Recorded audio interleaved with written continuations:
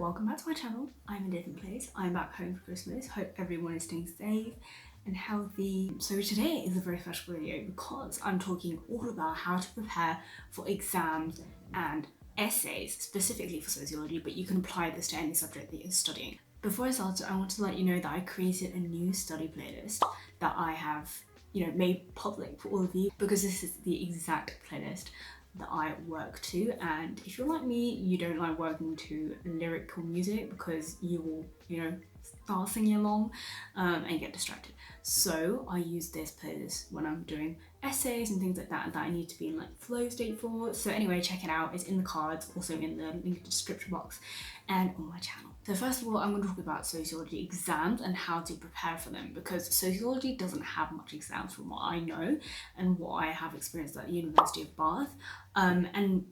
Exams aren't for everyone, and sometimes you just have to do exams because they're compulsory. So this is why I'm breaking it down for you, and I'm also going to talk about sociology essays and how I plan for them in Notion. So let's get started. So I got a lengthy email a couple of weeks ago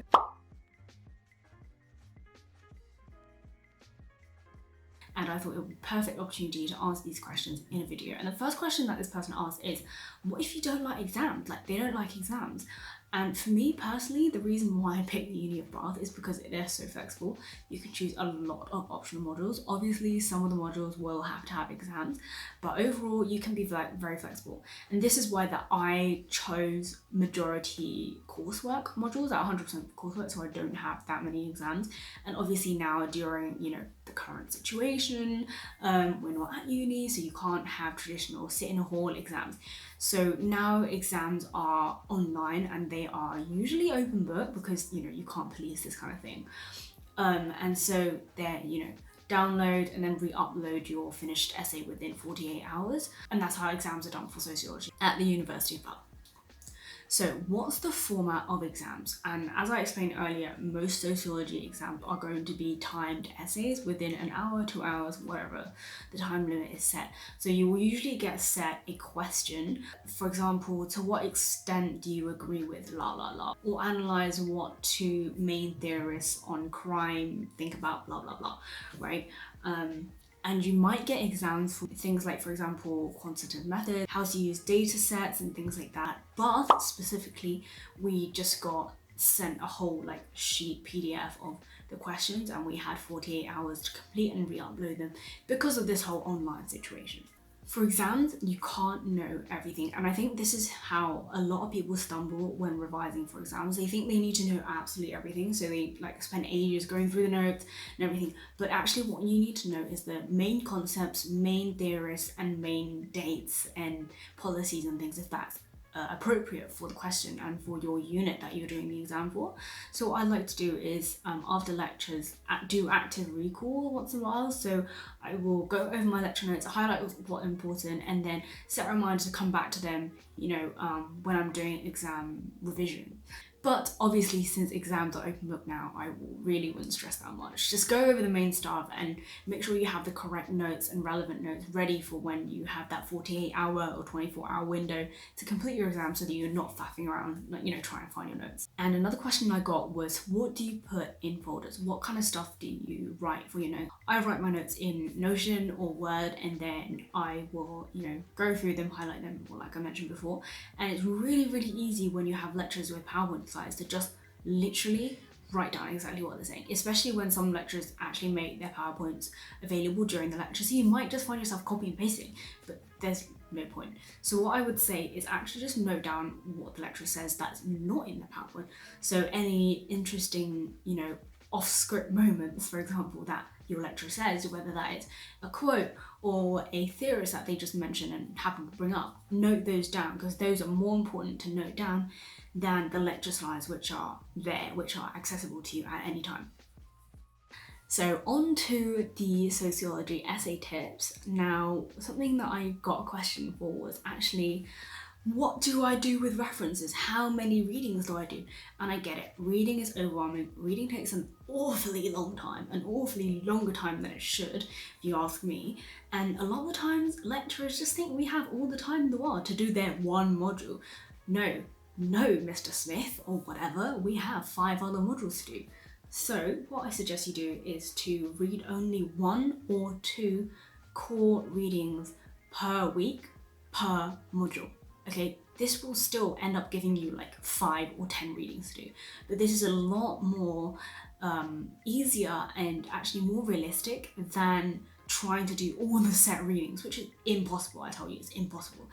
And a lot of times what I've found myself doing in previous years is just giving up reading almost completely and just focusing on my exam. So what I suggest you do now, from hindsight and my experience, is 1 to 2 key readings per module per week, and then, only then, do you read extended reading lists and stuff like that for your essays, because then your reading is a lot more purposeful and not just reading for the sake of reading. So welcome to my Notion, as I have shown you before in my previous video, which you can find in the cards. And now I'm going to show you how I plan for my essays in Notion, right? So I'm going to take you into my art and politics essay, which I'm currently doing. As you can see, I'm writing it. If you want to see how I'm actually breaking this down, as always, go to my previous video.